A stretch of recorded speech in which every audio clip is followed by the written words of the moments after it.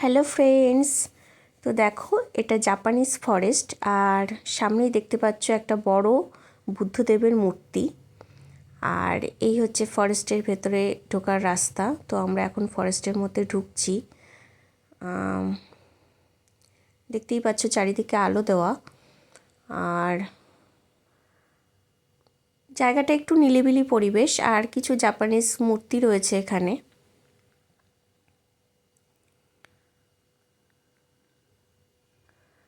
আর চারিদিকে প্রচুর বন জঙ্গল আছে, যেহেতু এটা ফরেস্ট, মানে চারিদিকে প্রচুর গাছপালা বন জঙ্গলে ভর্তি রয়েছে। তার ভিতর দিয়ে রাস্তা করা হয়েছে। এই হচ্ছে একটা জাপানিজ মন্দির এটা। তো এর মধ্যে কী আছে ঠিক দেখতে পাইনি, কারণ মন্দিরটি বন্ধ ছিল আমরা যখন ঢুকেছিলাম। আর চারিদিকে তো আলো দেওয়া ভালো। এর মধ্যে যে বিশেষ কিছু দেখার আছে এমনটা না, কিন্তু নিলিবিলি পরিবেশ।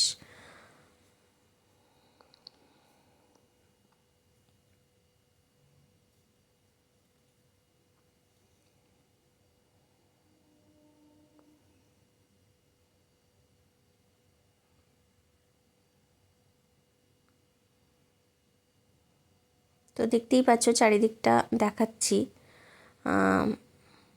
যতটুকু আলোতে দেখা যাচ্ছে ততটুকুই দেখাতে পারছি।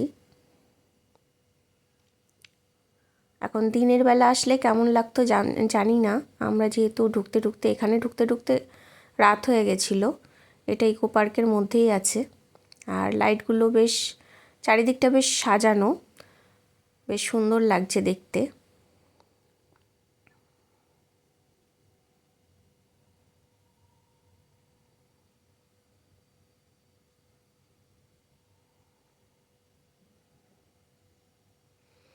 এইগুলোকে কি বলে ঠিক আমার জানা নেই, হাত দিয়ে ঘোরানো যাচ্ছিল। তো তোমাদের কারো জানা থাকলে অবশ্যই বলো।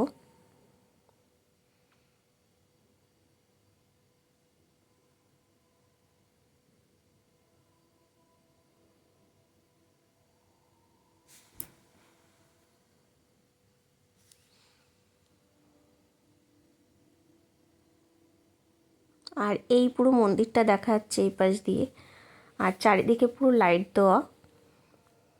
আর এটা কি করা ঠিক জানি না। এখানে সবাই ফটোশ্যুট করছিল, ভিডিও করছিল। তো এই হচ্ছে জায়গাটা।